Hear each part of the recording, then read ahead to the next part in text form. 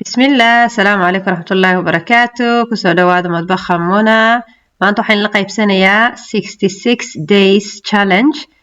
66 ama 66 cisho maalmood ayaan isku dayanaa challenge-kan meel waxaan ka akhriyay qofku hadduu wax sameeyo 66 cisho oo isku xigta waxay u noqonaysaa caado habit marka wax caado markay ku noqotana iskama dayn kartid markasta oo sameynaysaa marka inay dhab tahay in kala tijaabinayaa idinkuna ila tijaabiya insha Allah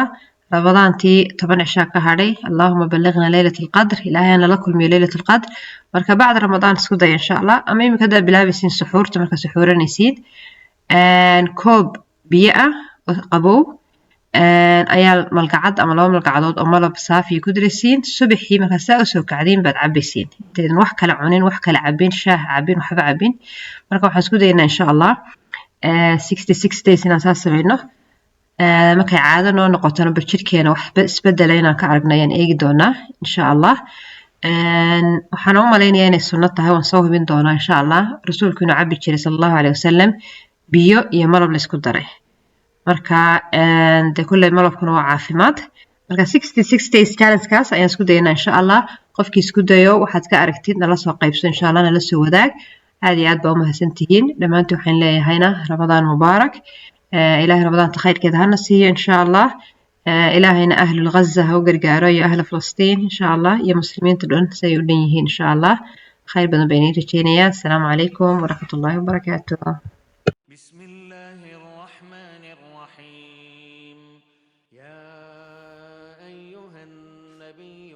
تحرم ما أحل الله لك تبتغي مرضات أزواجك والله غفور رحيم قد فرض الله لكم تحلة أيمانكم والله مولاكم وهو العليم الحكيم وإذ أسر النبي إلى بعض أزواجه حديثا فلما نبأت به وأظهره الله عليه عرف بعضه وأعرض عن بعض فلما نبأها به قالت من أنبأك هذا قال نبأني العليم الخبير إن تتوبا إلى الله فقد صغت قلوبكما وإن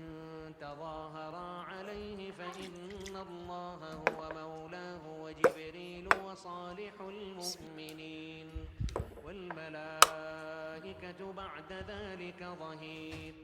عسى ربه إن طلقكن أن يبدله أزواجا خيرا منكن مسلمات